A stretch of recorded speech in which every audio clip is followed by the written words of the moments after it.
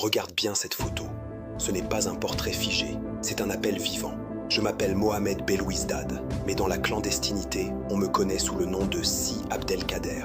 Je suis le premier responsable de l'organisation spéciale. Je suis né en 1924 à Bellecour, un quartier populaire d'Alger. Ma famille vient de Genzet, dans la région de Sétif. Mon père, Mohamed Seguir, tenait un petit kiosque à journaux. Il vendait l'Écho d'Alger et la Dépêche quotidienne, des journaux qui parlèrent de nous sans jamais nous mettre en lumière.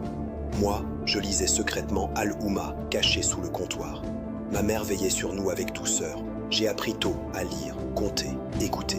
L'école française m'ouvrait les portes du savoir, mais l'injustice m'enseignait la colère. En 1943, tout juste bachelier, je rejoins les jeunes de Bellecour. Le jour, je traduisais des décrets coloniaux au service des affaires musulmanes du gouvernement général, poste stratégique. Chaque papier que je traduisais était une arme contre mon peuple. Un soir de 1946, je glissais une note secrète dans un dossier officiel. Ces lois sont des armes, il nous en faut d'autres. Cette note aurait pu me coûter la prison. Le soir, j'enseignais le Coran aux enfants de Bellecour. 2 langues, une seule révolte. En mai 1945, la répression à Sétif, Guelma, Kerata fit officiellement 6000 morts. Mais la vérité est bien pire. Dans mon quartier, je cache des militants, dont Didouche Mourad, qui saignait sur mon plancher. La mère de Didouche m'a supplié. Ne le livre pas. Et j'ai répondu, je ne livre personne. Je prépare la revanche. En 1947, dans un café de la Casbah, je trace sur une nappe les contours de ce qui deviendra l'organisation spéciale. L'OS naît pour préparer l'avenir armé. Je recrute, je forme, je code. Les dépôts d'armes sont camouflés dans des moulins à huile à Boufarik, dans des mosquées à Blida. Via Edi Shaker, un étudiant tunisien, je fais passer des armes dissimulées dans des caisses d'huile d'olive. Les douanes françaises ne soupçonnaient rien. Je crée aussi des liens avec des réseaux en Égypte, notamment avec les frères musulmans. À son apogée, l'OS compte entre 800 et 1200 membres actifs, avec plus de 1500 sympathisants. En 1948, la tuberculose me ronge.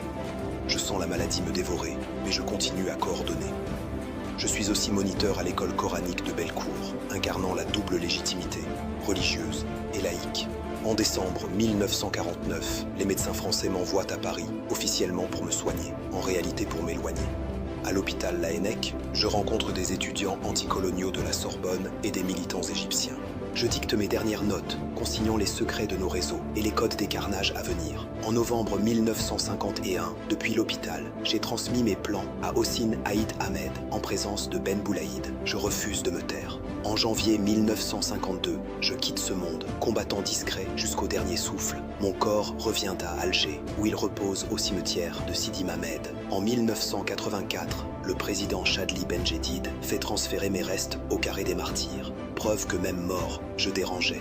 Pas de discours sur ma tombe, juste un silence lourd, comme ceux que j'ai imposés à mes hommes pour échapper aux patrouilles. Les colonialistes croyaient m'avoir réduit au silence. Ils ignoraient que mes carnets, cachés sous un linceul, parlèrent pour moi. Aujourd'hui, c'est à toi que je parle, jeune, poussé par la fierté. Souviens-toi de mon carnet noir, de nos nuits sans lune, de nos routes invisibles. Je n'ai pas vu l'indépendance, mais je l'ai portée jusqu'à mon dernier souffle. Et toi, que porteras-tu ?